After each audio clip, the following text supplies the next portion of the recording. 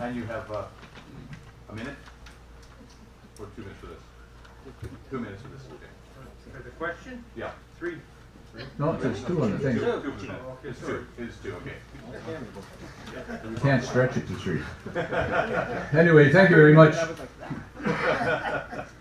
The question is one that I really am pleased to see on the agenda for tonight. Attracting business and development to the city of Greater Sudbury is something that I think I've been working for over the last 14 years since amalgamation started, whether I was on council or whether I wasn't. Before answering this question, I'd like to make just a brief comment regarding my beliefs regarding the city and business. And basically the first part is like this. The role of the city is not to create jobs. The role of the city is to create an atmosphere that is inviting, straightforward, and stress-free for those who have jobs to bring to our city. We want to make it as easy as we can for jobs to come into the city, but we do not, or should not, put ourselves in a position of creating jobs. As mentioned earlier, Sudbury's had the same population basically for the last 2 or better decades. We are not bigger, but we are getting older. The current leaders in job creation in Sudbury are education, health, mining services. And recent spin-offs are in the areas of research and development related to the above topics. We have a $15 million grant just given to SEMI to talk about deep shaft mining. And Amric has received close to $15 million as well for medical research. It is these areas, along with the medical school and along with the School of Architecture, that we have to continue working on in the future. Another aspect, sitting on the Federation of Canadian Municipalities, it has not been released yet, but we've just got a $20.5 million grant. It is not designated to Sudbury, it's designated to mining in South American companies. But the ownership and the operation of that grant money will be operated out of Sudbury. So when things do happen, we should be getting all of the opportunities. Thank you. Thank you. That's quick, Dave. It's a very short 2 minutes. I think there's one just that. Thank you. Mr. Cruz. Same question. Same question. I'm going to make this very short. To attract business and development to the city, I believe we should cut down on the amount of red tape involved. It is now, as it is now, there are just too many hoops to jump through. We should offer some sort of incentive, say something like hydro reduction or tax reduction for the first year, or reduce the cost of development fees or building fees. Present the city as a viable location to set up in, as we have both roads, railways that provide access north, south, east, and west. That would be all for now.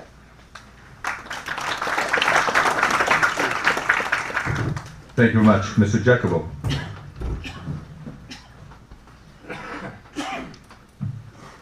Thank you.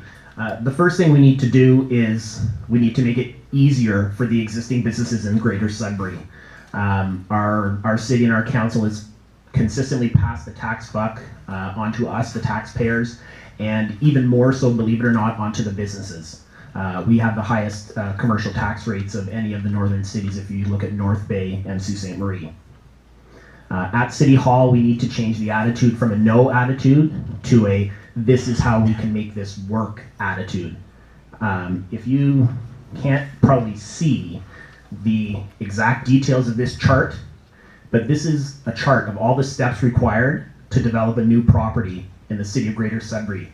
There are 123 steps on here, spread across at least 3 different departmental areas. If we can get all of these steps going through one department, we can cut down on the red tape, we can cut down on the frustration of existing businesses and let them grow.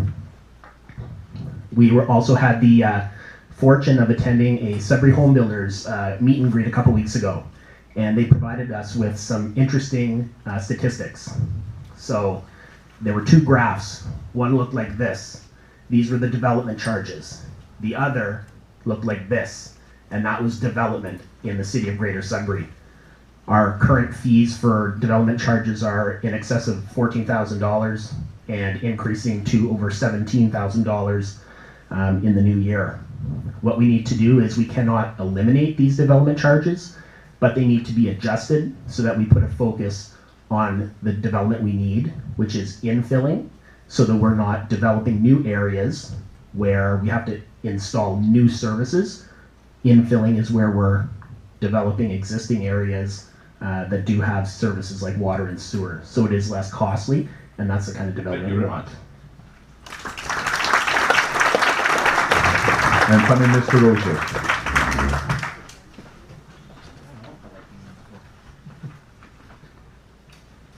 The first thing we must do to attract business to the area is to deregulate store hours.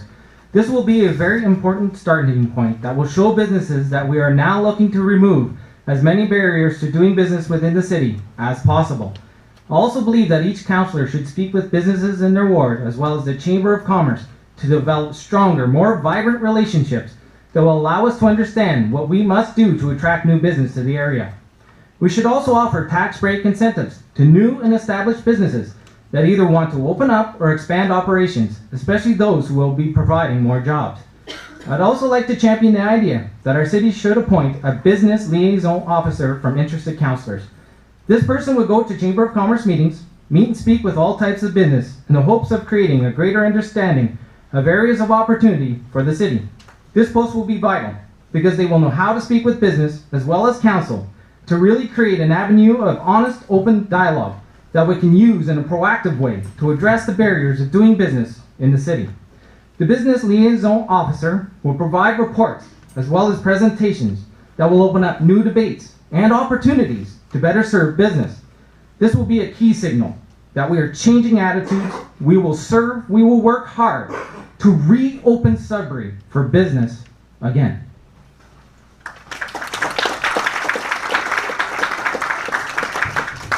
Gentlemen, anybody want a rebuttal? I'll give you a minute each to rebuttal.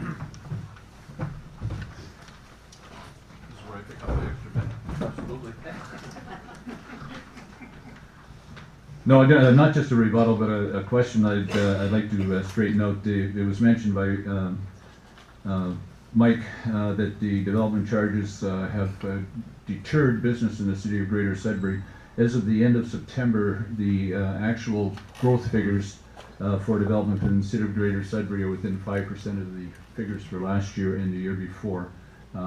So we are well in line. The things have changed because there are more people moving into apartments, condos, less into homes, more into renovations. And the other one is there are no development charge increases for 2 years.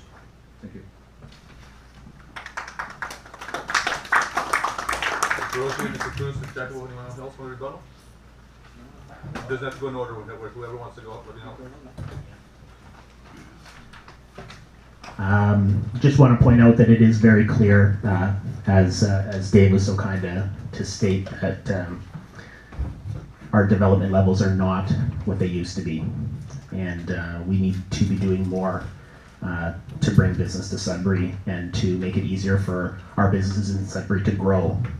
When you have a business here that's been operating for years and years and has over 200 employees and wants to open up $1 million showroom and has to keep jumping through ropes at City Hall, and their progress is stalled, their building cannot go up, and they're told that they cannot make sales.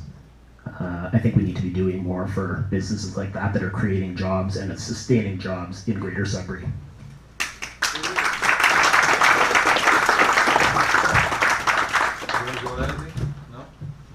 Thank you. Question number 2 to Mr. Prus.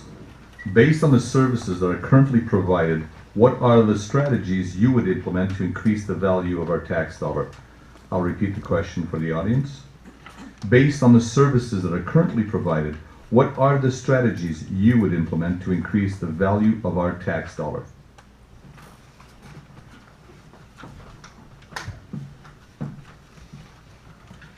To increase our value, we should perhaps address this first point. Our provincial taxes already pay for an ombudsman, which is free to the city. Why do we as taxpayers have to pay some other outfit that's not even in Canada? Are we trying to hide something here? We must address the quality of work being done on some of our road repairs. Let's get it done right the first time, instead of doing it over and over again, costing thousands of dollars here for nothing. Let's look at snow plowing, or as they call it, snow removal. Why, for example, in our ward, there's some places that take 2 to 3 days to plow, and then have to be plowed a second time to get it right. Falconbridge Highway, one of the busiest traffic-wise in Sudbury. 80% of Falconbridge Highway is residential. This past winter, which was kind of brutal with the snow, we had snow banks 6 to 8 feet high. People trying to get out of their driveways had some very close calls with slurry trucks, buses, transports. You name what you want. Our costs of services keep going up and up, and yet the quality and frequency of services is going down. We're just not getting the best bang for the buck. We should look into this. Thank you all for that.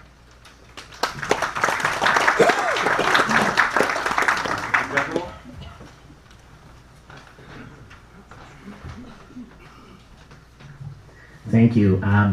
As everybody knows, over the past 4 years, our taxes have increased at a rate of over 12%. If you just add up the tax increases and compound that, it's even more. What we need to look at is we need to look at our spending at City Hall.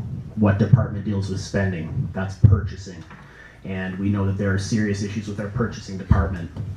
We're operating off of blanket contracts that are over 10 years old, not getting the services and up-to-date service levels that we require. We have a tendering process that in a lot of cases caters to the incumbent bidder, because they're the only one that truly knows the full extent of the services they're going to provide. If we look at contracts, we need to make sure that our contracts put the onus on the contractor. When we're talking about roads, we need to say, you're going to build a road for us, or you're going to repair a road for us. Included in that contract is a 5-year guarantee, so that we don't have to go back less than 1 year later and repair the new road. We also need to do proper planning on our projects so that a road gets done and then it doesn't have to get ripped up 3 months later to put a culvert in that was forgotten. And we need to be getting the same service level out of our contractors that we're getting out of our city staff. So if we're talking about snow plowing and snow removal, you know that we do have contractors and we do have city staff that do that function. And right now, if a contractor plows the road and doesn't do an acceptable job, you know who gets called back to fix it? The city. And that's not acceptable. We also need to look more to our frontline staff. We have great workers that we pay a good amount of money, and they have a lot of great ideas. So let's look more for their ideas and stop paying high-priced consultants. These are all things that we need to do.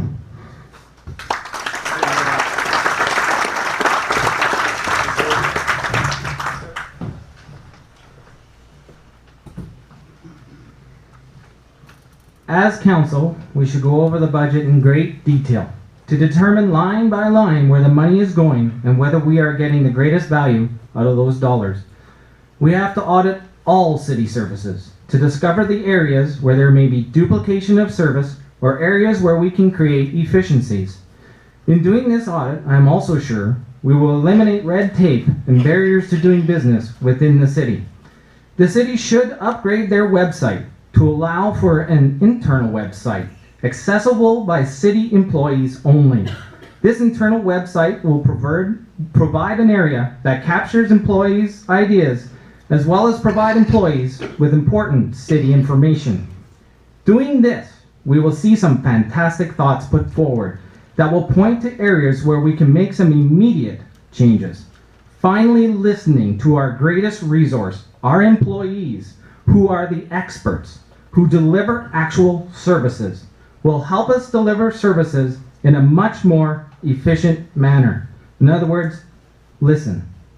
You just never know where the next great idea will come from.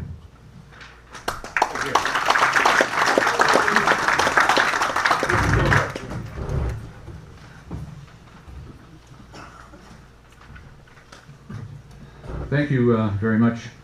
First statement I want to make is that I do believe that unless we're in extreme circumstances, tax increases have to keep it up in line with the cost of living.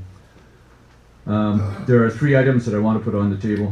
One is the city has to get more involved and do a more complete job on asset management, lifespan reports. We have to know not only how old our roads were, how long they're going to last, but we have to know what's underneath and how long they're going to last. We don't change the roads unless we change the sewer lines and water lines, unless we're going to outlive the road. A couple items to make our roads last longer, and these are just ideas. Go deeper, do better drainage and frost control. It's done in many other cities. We try to do it, but obviously we're not doing it right. Set up designated truck routes. Perhaps the new Maley Drive, if and when it ever gets done, should become that truck route. Get it off LaSalle and Notre Dame. Work with the heavy users with large trucks in the city of Sudbury, such as the mining companies, and perhaps come up with a load levy for ore, perhaps $1 million, or $1 a ton on an 80-ton truck. You take the number of tons that are hauled through the city, you're looking at $20 million that could be put into road improvements. And last but not least, examine all of our services. Any non-core services that we have. We are basically a social service agency for people of Sudbury. All non-core services should be rationalized to determine whether they could be fulfilled just as well by other agencies, and then put out a request for proposal as soon as possible to determine the potential savings. Thank you.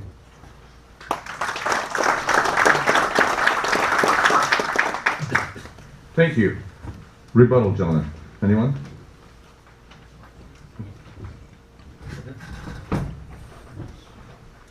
I don't want anybody to get the wrong idea, because I agree with about 90% of what's being said up here. Just a small correction with the taxes. If you take a look at the tax charts